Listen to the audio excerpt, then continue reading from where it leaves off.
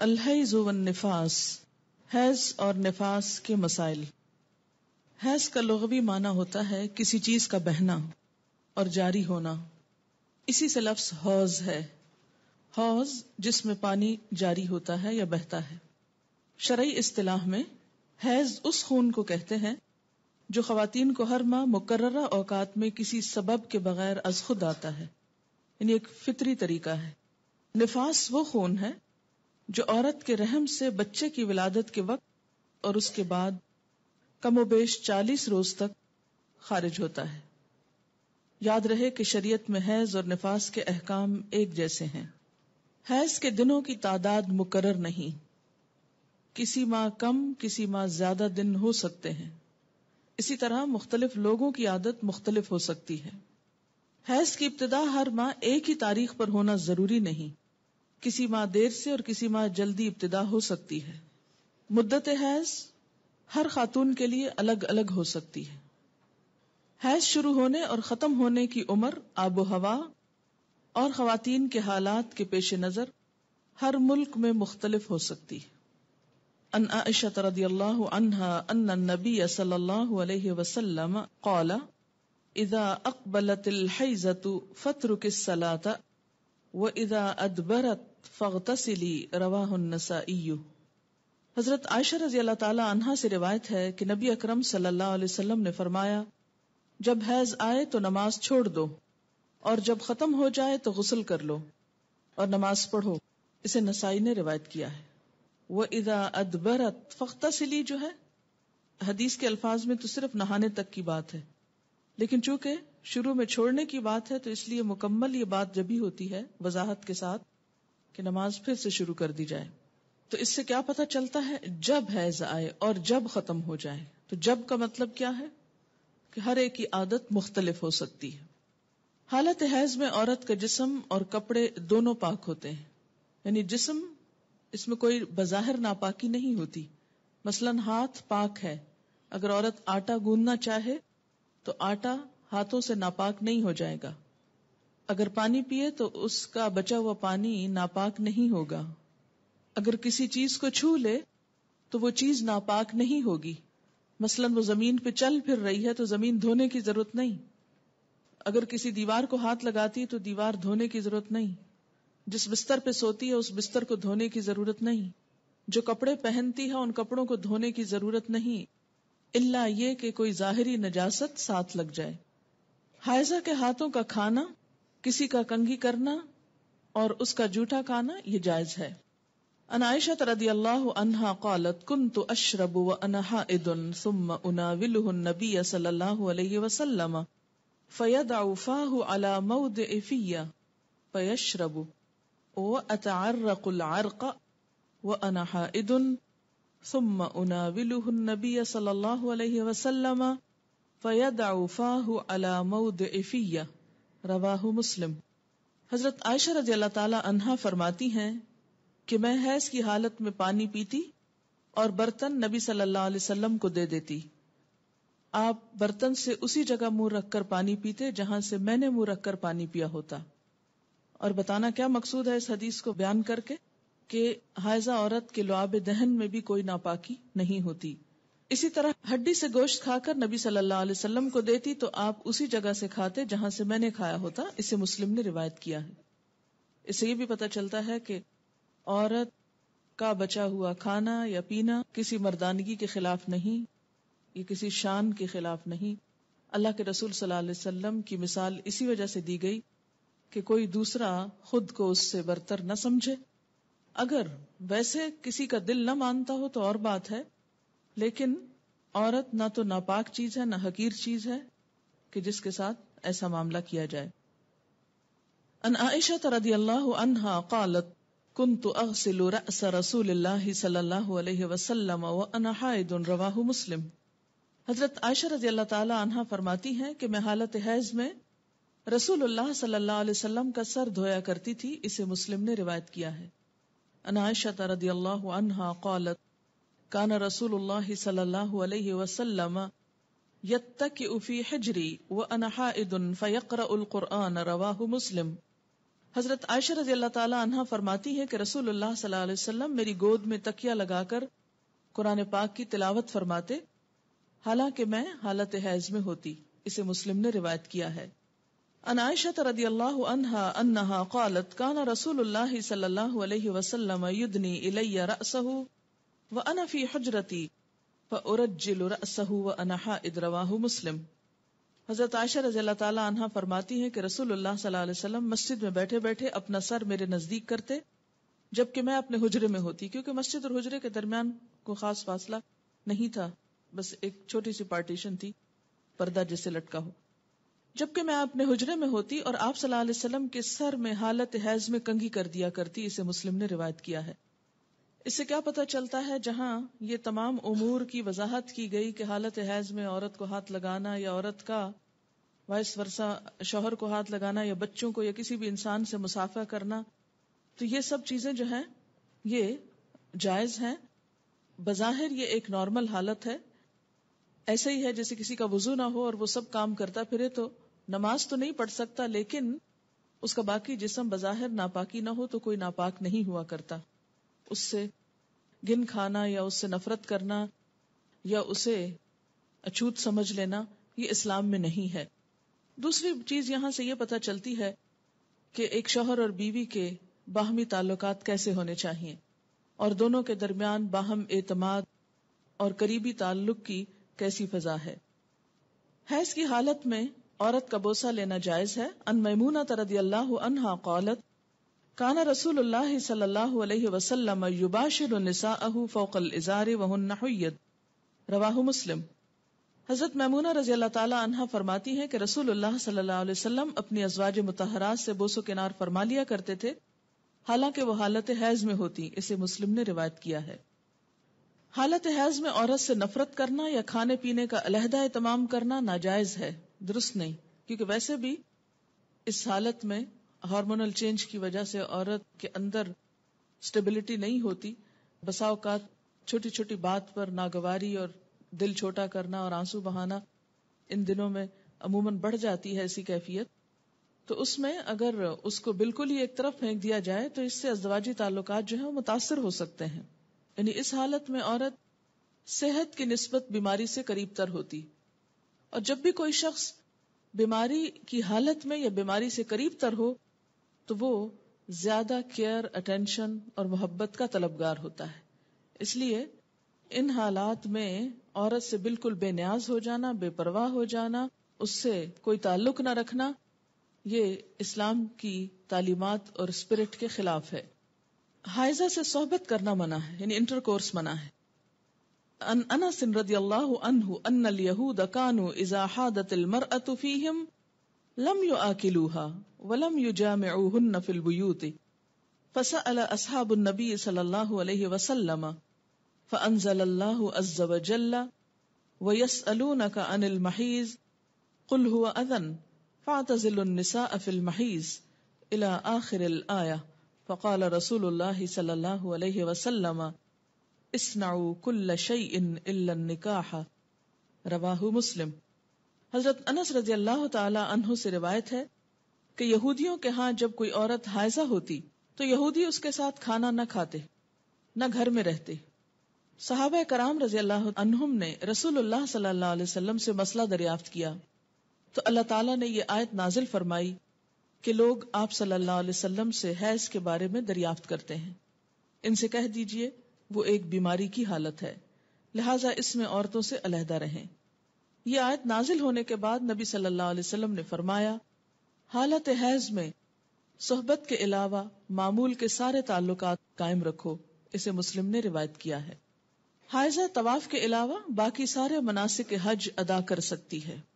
عن عائشہ رضی اللہ عنہا قالت خرجنا مع رسول اللہ صلی اللہ علیہ وسلم لا نذکر الا الحج فلما جئنا صرف تمست فدخل علی النبی صلی اللہ علیہ وسلم وانا ابکی فقال ما يبكيك قلت لوددت والله انی لم احج العام قال لعلك نفست قلت نعم قال فإن ذلك شيء كتبه الله على بنات آدم فافعلی ما یفعل الحاج غیر اللہ تطوفی بالبیت حتی تطہری، رواہ البخاری۔ حضرت عائشہ رضی اللہ عنہا فرماتی ہیں کہ ہم رسول اللہ صلی اللہ علیہ وسلم کی رفاقت میں حج کے ارادے سے نکلے۔ مقام صرف پر ایک جگہ کا نام ہے۔ مجھے حیض شروع ہو گیا۔ رسول اللہ صلی اللہ علیہ وسلم میرے پاس تشریف لائے، میں اس وقت رو رہی تھی۔ آپ نے پوچھا کیا بات ہے؟ میں نے عرض کیا اگر میں اس سال حج کا ارادہ نہ کرتی تو اچھا تھا۔ حضور صلی اللہ علیہ وسلم نے فرمایا شاید تمہیں حیض آیا ہے؟ میں نے عرض کیا ہاں۔ آپ نے فرمایا یہ ایک ایسی چیز ہے جو اللہ تعالیٰ نے آدم کی بیٹیوں کے لیے لکھ دی ہے، لہذا جب تک پاک نہ ہو جاؤ بیت اللہ شریف کا طواف نہ کرو، باقی سارے مناسک حج ادا کرتی رہو۔ اسے بخاری نے روایت کیا ہے۔ باقی مناسک حج کیا ہیں؟ مثلاً احرام پہننا، اسی طرح عرفات جانا، منا جانا، کنکریاں مارنا، یہ تمام چیزیں درست ہیں، لیکن طواف نہیں ہو سکتا۔ شروع میں صحیح ہو سکتی تھی، لیکن چونکہ اب وہ مسجد کا حصہ ہو گئی ہے اس لیے صحیح کرنا بھی درست نہیں۔ حائضہ نماز پڑھ سکتی ہے نہ روزہ رکھ سکتی ہے، یعنی نہ نماز پڑھ سکتی ہے نہ روزہ رکھ سکتی۔ تو اب کتنی چیزیں منع ہو گئی؟ طواف، نماز، روزہ۔ حیض شروع ہوتے ہی روزہ ختم ہو جاتا ہے، خواہ سورج غروب ہونے سے ایک لمحہ ہی پہلے کیوں نہ آئے۔ حیض کی وجہ سے روزہ ختم ہونے کے بعد کھانا پینا جائز ہے، البتہ روزہ کی قضا ضروری ہے۔ حائضہ کے لیے روزہ کی قضا ہے، نماز کی نہیں۔ ہمارے یہاں عام طور پر یہ خیال پایا جاتا ہے نا کہ اگر پیریڈز آ بھی جائیں تو روزہ نہیں توڑنا چاہیے اور کچھ کھانا پینا نہیں چاہیے، اس دن کا ہو جاتا ہے۔ یہ خیال غلط ہے۔ دوسرا یہ کہ یہ کہا جاتا ہے کہ چلیں اگر نہیں کھائے پیئیں گے تو روزے کا ثواب مل جائے گا، ایسی بھی کوئی بات کہیں نہیں لکھی ہوئی۔ جب روزہ ہوا ہی نہیں تو ثواب کائے کا ملا؟ ناپاک حالت میں روزہ رکھنے کا یہ ثواب ہے یا الٹا گناہ ہے؟ یعنی ناپاکی میں کس نے روزہ رکھنے کو کہا؟ اور جب روزہ ہی نہیں تو کھانا پینا کیوں حرام کر لیا اپنے اوپر؟ یہ دین میں خود ساختہ پابندیاں ہیں۔ بعض اوقات ایک دم شوگر لیول ڈاؤن ہو جاتا ہے یا کوئی اور تکلیف ہوتی ہے، دوا لینے کی ضرورت ہوتی ہے، تو ایسے میں بے جا کی پابندی کے نہیں روزہ رکھے چلے جاؤ، جیسے عام طور پر ہمارے معاشرے میں یہ چیز پائی جاتی ہے، تو یہ درست نہیں۔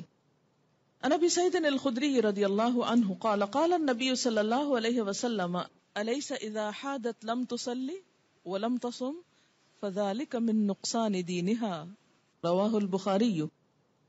حضرت ابو سعید خدری رضی اللہ عنہ کہتے ہیں کہ نبی اکرم صلی اللہ علیہ وسلم نے فرمایا کیا ایسا نہیں کہ جب عورت کو حیض آئے تو نہ نماز پڑھ سکتی ہے نہ روزہ رکھ سکتی ہے؟ عورتوں کے دین میں کمی کی یہی وجہ ہے۔ اسے بخاری نے روایت کیا ہے۔ یعنی بہرحال جب نماز نہیں پڑھیں گے تو اس کا ثواب تو نہیں نا۔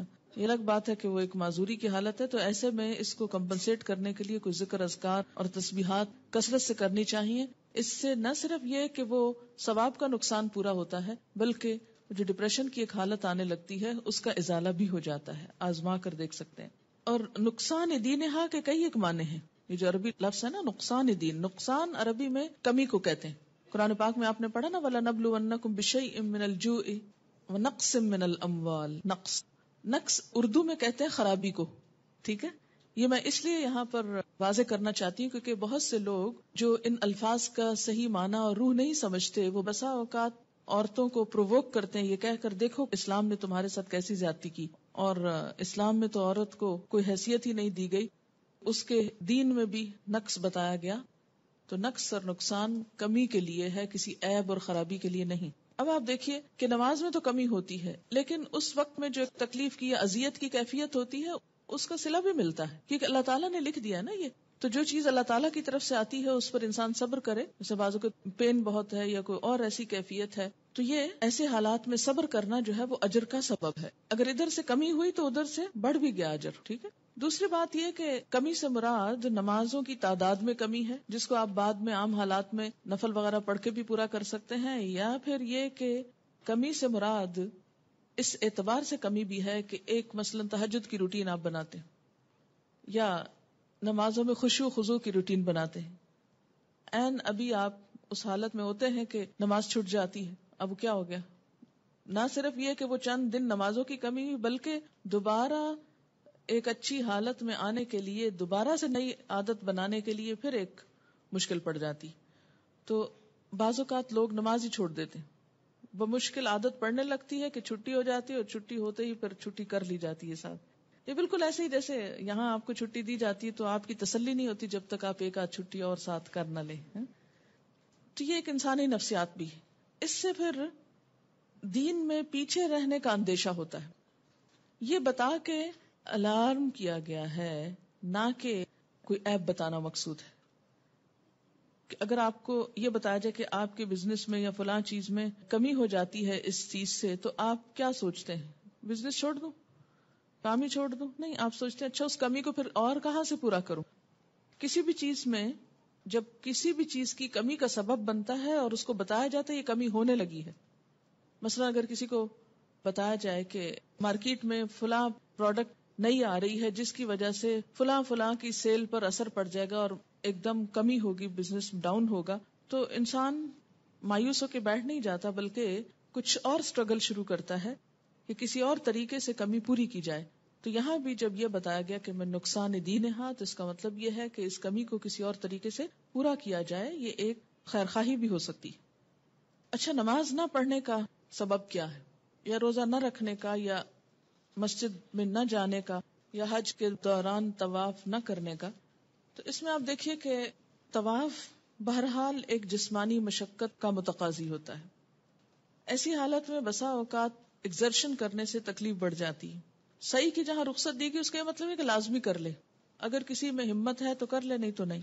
دوسری بات یہ ہے کہ بسا اوقات بلیڈنگ اتنی زیادہ ہوتی ہے کہ پاک جگہوں کے اندر ناپاکی پھیلنے کا اندیشہ ہوتا ہے، جیسے مسجد میں بیٹھے رہنے سے منع کیا گیا، گزرنے کی بات اور ہے لیکن بیٹھنا، یا پھر یہ ہے کہ طواف کرنا۔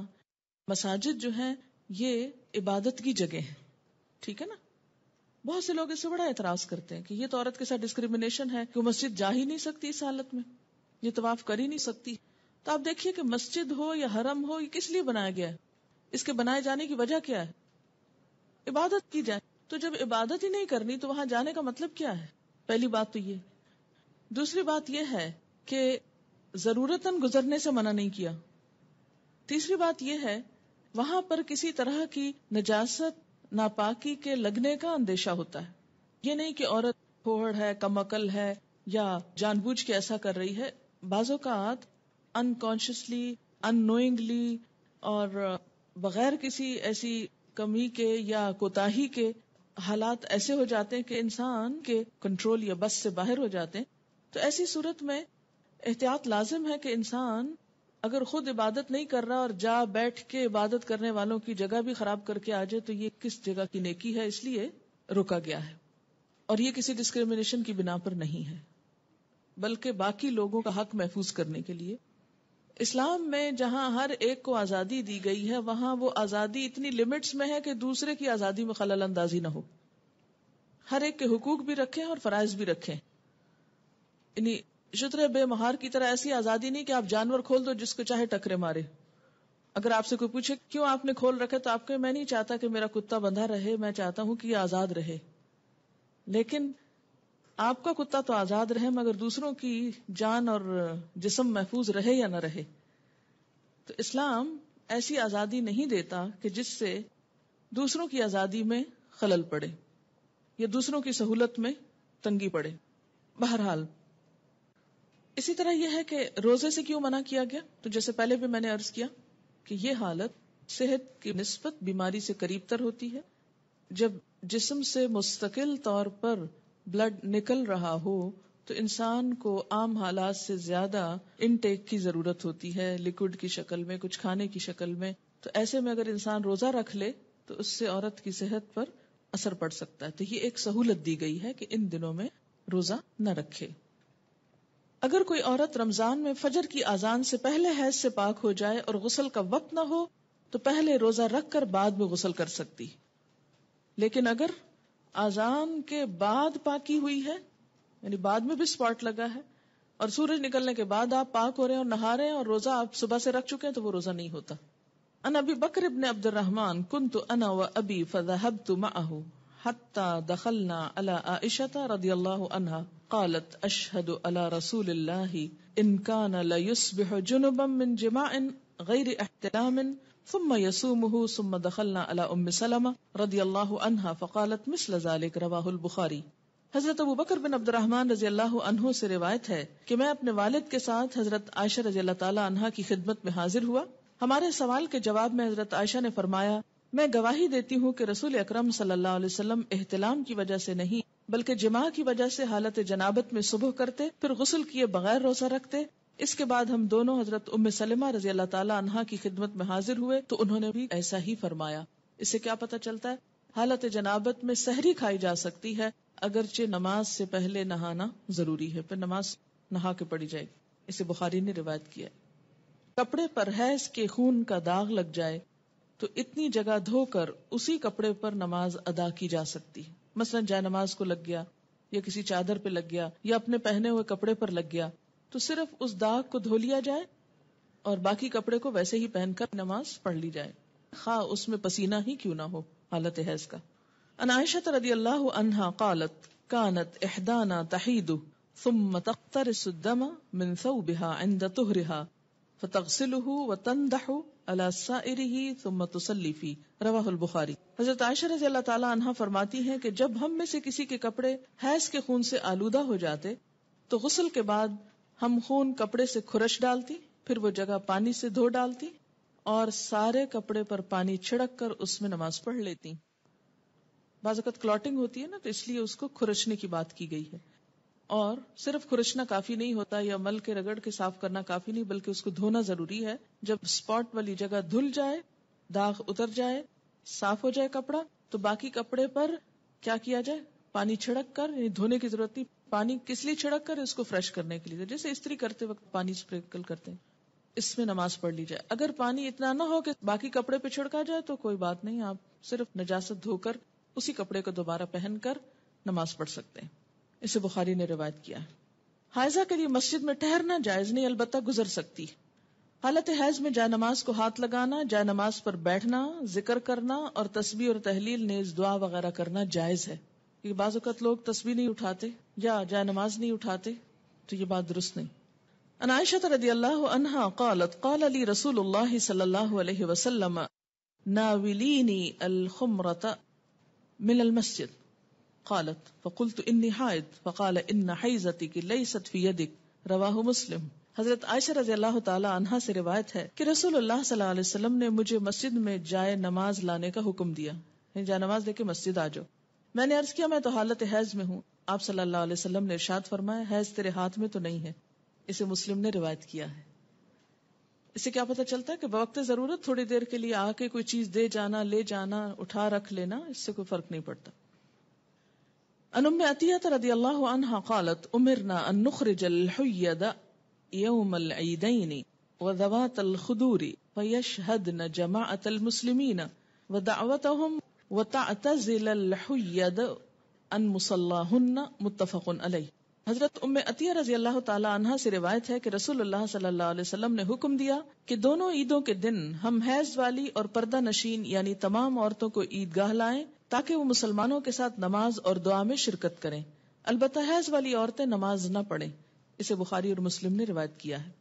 تو اس سے کیا پتہ چلتا ہے کہ پیچھے ایک طرف کو بیٹھنا جہاں 5 وقت نماز نہ ہوتی ہو، کیونکہ بسا اوقات مسجد کے کچھ ایریاز ایسے ہوتے ہیں جو صرف عید کے دن استعمال ہوتے ہیں یا کسی بڑی گیدرنگ کے موقع پر، تو ایسے میں ایک کونے میں بیٹھ جانا اس میں حرج نہیں، لیکن مین مصلی والی جگہ پر آ کر بیٹھنا درست نہیں.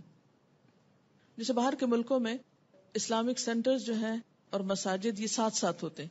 ایک ہال نماز کے لیے استعمال ہوتا ہے، باقی جگہیں کلاسز کے لیے استعمال ہوتی ہیں یا لائبریریز ہوتی ہیں یا کمیونٹی ہال ہوتا ہے. تو اس میں وہ جگہ جس پر دن میں 5 دفعہ نماز جماعت سے ہوتی ہو وہاں بس جانا منع ہے، باقی پوری بلڈنگ میں اوپر نیچے گھومنا پھرنا اور بیٹھنا درست ہے. عید کے موقع پر نماز کے لیے سب کو نکلنے کا حکم دیا گیا، جس میں حیض والی اور پردہ نشین عورتوں کو بھی کہا گیا کہ نکلیں، جو کبھی نہیں نکلتی وہ بھی نکلیں تاکہ مسلمانوں کے ساتھ نماز اور دعا میں شرکت کریں. البتہ حیض والی عورتیں نماز نہ پڑھیں. تو اس سے کیا پتہ چلتا ہے کہ عیدگاہ تک جانا، وہاں بیٹھنا اور دعا میں شریک ہونا ایسی عورتوں کے لیے بھی جائز ہے. حیض کا خون نہ لگے تو حائضہ کے کپڑے پاک رہتے ہیں جنہیں دھوئے بغیر نماز پڑھی جا سکتی. حائضہ کا دوپٹہ یا چادر اوڑھ کر دوسری عورت نماز پڑھ سکتی ہے. ان میمونہ رضی اللہ عنہا قالت کان رسول اللہ صلی اللہ علیہ وسلم یصلی فی مرط بعدہ علی و بعدہ علیہ وانا حائض متفق علیہ. حضرت میمونہ رضی اللہ عنہا فرماتی ہیں کہ رسول اللہ صلی اللہ علیہ وسلم جس چادر میں نماز پڑھتے اس چادر کا ایک حصہ مجھ پر اور ایک حصہ آپ پر ہوتا اور میں حالت حیض میں ہوتی. اسے بخاری اور مسلم نے روایت کیا ہے.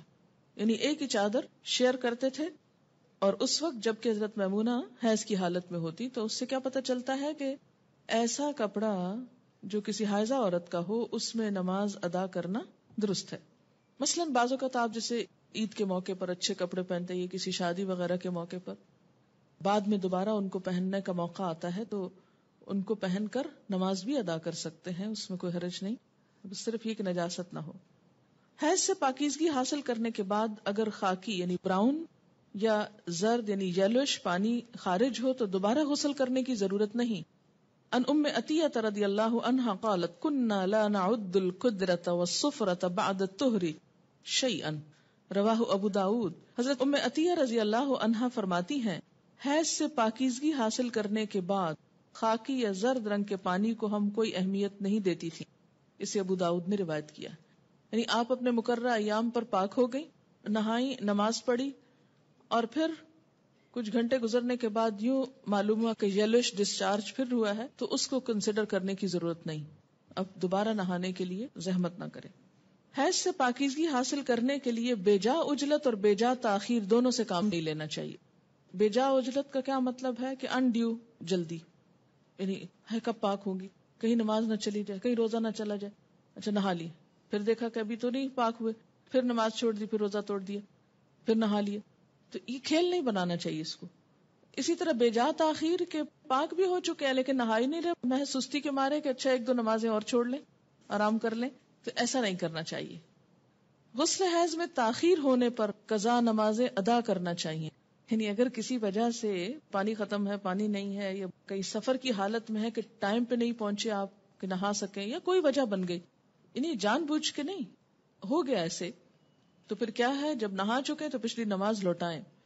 کن النساء یبعثن الی عائشہ رضی اللہ عنہا بالدرجۃ فیہا الکرس فیہا السفرہ فتقول لا تعجلن حتی ترین القصۃ البیضاء ترید بذلک الطہر من الحیضۃ رواہ البخاری. خواتین رسول اللہ صلی اللہ علیہ وسلم کی زوجہ محترمہ سیدہ عائشہ رضی اللہ تعالی عنہا کے پاس ڈبیا میں روئی رکھ کر بھیجتی جس میں ابھی کچھ زردی باقی ہوتی تو حضرت عائشہ فرماتی جب تک صاف شفاف پانی نہ دیکھ لو اس وقت تک طہر حاصل کرنے کے لیے جلدی سے کام نہ لیا کرو.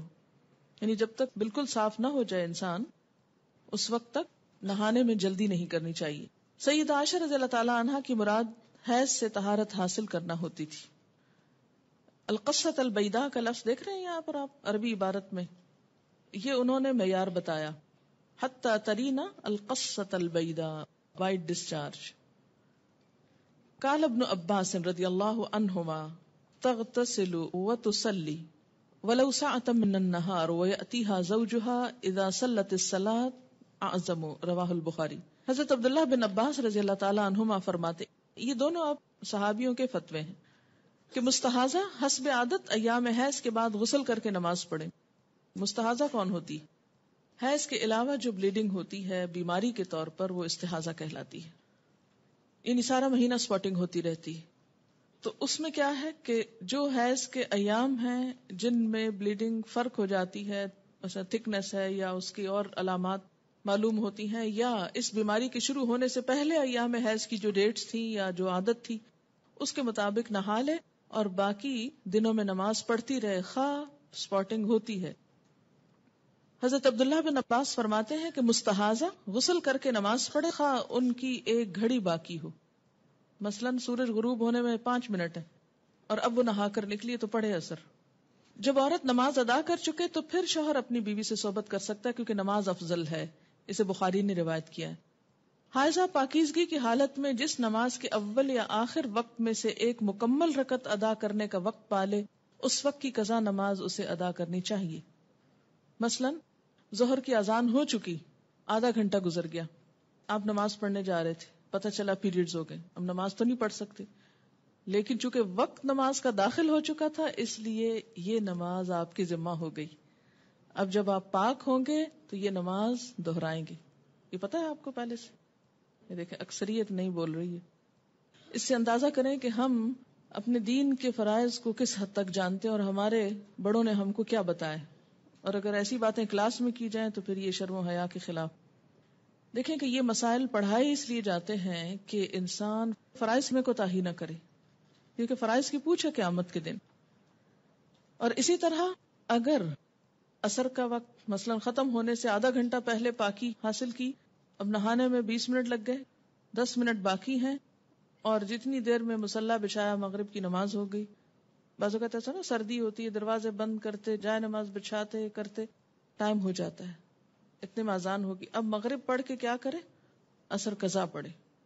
عن ابی ہریرہ قال قال رسول اللہ صلی اللہ علیہ وسلم اذا جئتم الى الصلاة ونحن سجود فاسجدوا ولا تعدوها شيئا ومن ادرک الرکعة فقد ادرک الصلاة رواہ ابو داود.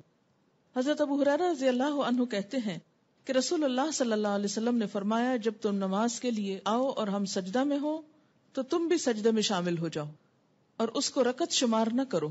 البتہ جس نے ایک رکعت جماعت کے ساتھ پالی اس نے پوری جماعت کا ثواب پا لیا. اسے ابو داؤد نے روایت کیا ہے.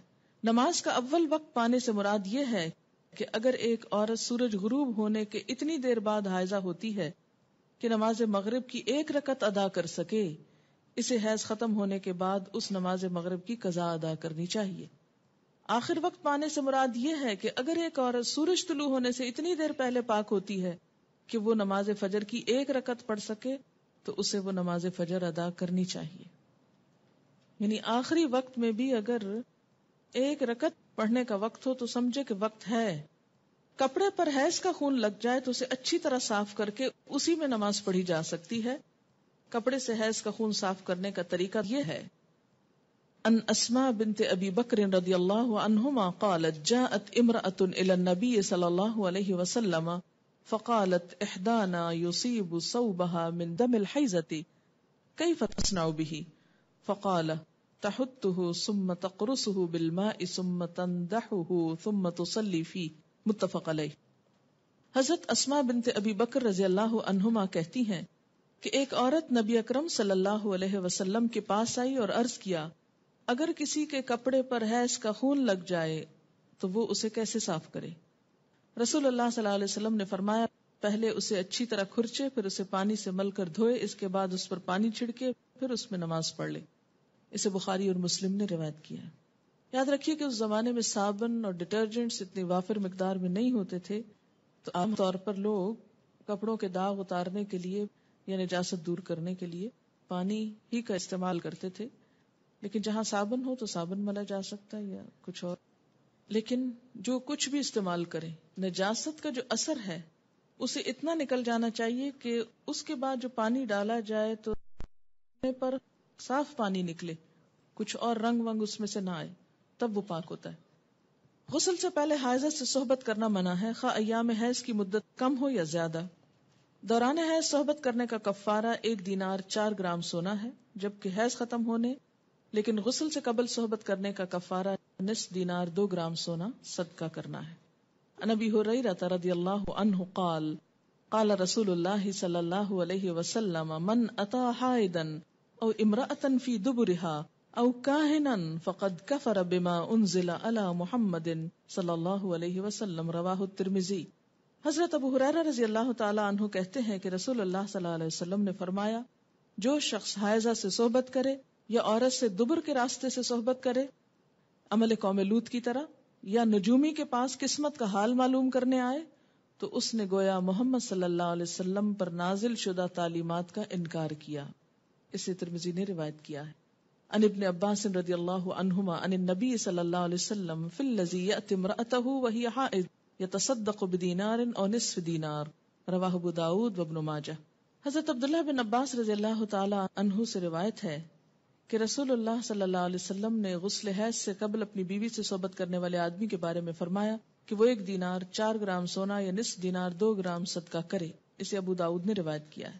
اس سے دراصل عورت کے حقوق کو پروٹیکٹ کیا گیا ہے، کیونکہ عورت اس حالت میں بیماری کے زیادہ قریب ہوتی ہے صحت کی نسبت، اور کئی قسم کی میڈیکل کمپلیکیشنز کا بھی احتمال ہو سکتا ہے دونوں کے لیے، اس لیے منع کیا گیا۔ اور صدقہ اس لیے رکھا جاتا ہے تاکہ انسان اس ڈر سے کہ پیسے جائیں گے، کیونکہ پیسے کا جانا زیادہ تکلیف دہ ہوتا ہے بعض اوقات، یا پینلٹی یا جرمانہ یا فائن کہہ لیں، تو اس لیے یہ ایک طرح سے روکنے کا سبب بنایا گیا۔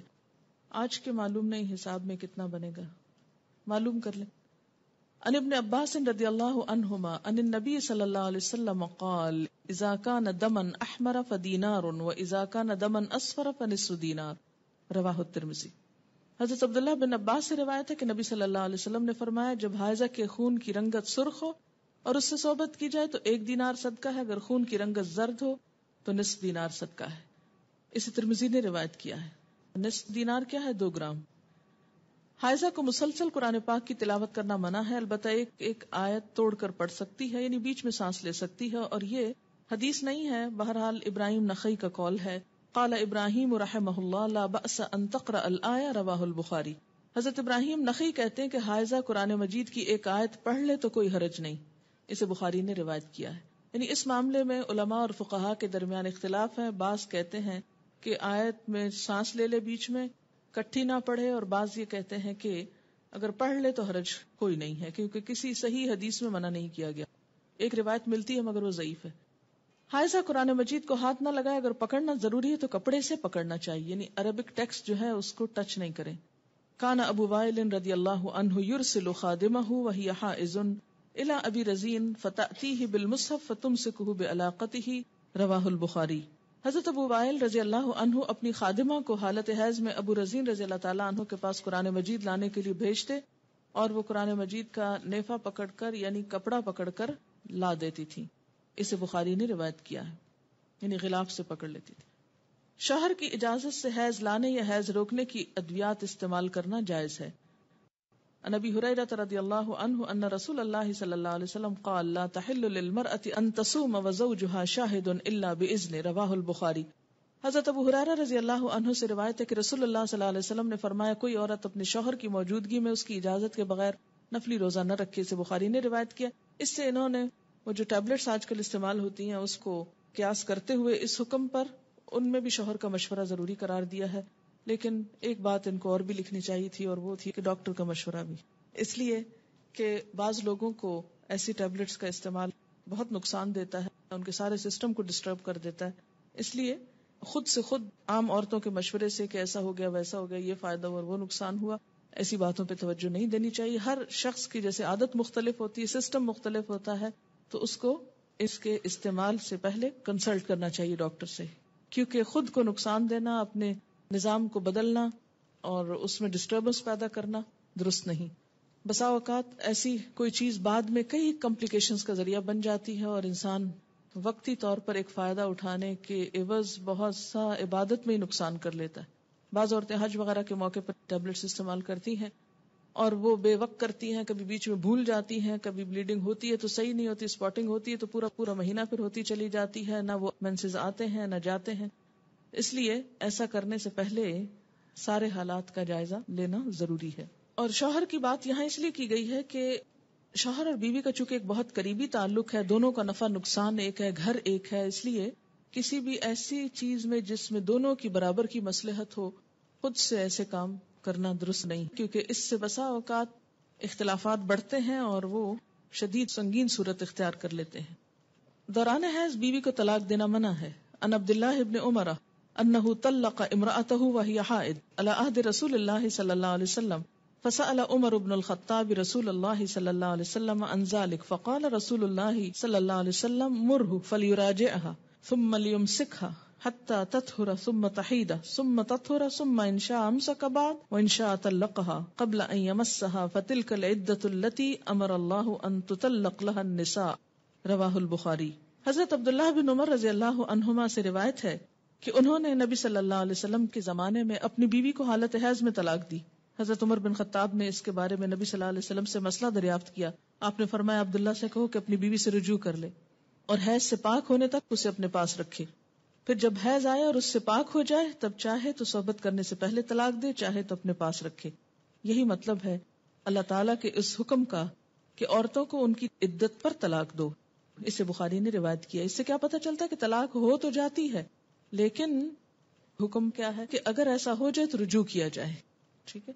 کیوں؟ اس لیے کہ اس حالت میں، جیسے کہ پہلے بھی میں نے عرض کیا، کہ عورت فزیکلی بھی انفٹ ہوتی ہے اور ویسے بھی اس کا morale ڈاؤن ہوا ہوتا ہے، نفسیاتی طور پر، اسپرچولی بھی وہ بہت لو فیل کرتی ہے، چڑچڑاپن بھی مزاج میں بڑھ جاتا ہے، تو لڑائی کے امکانات بھی بڑھ جاتے ہیں.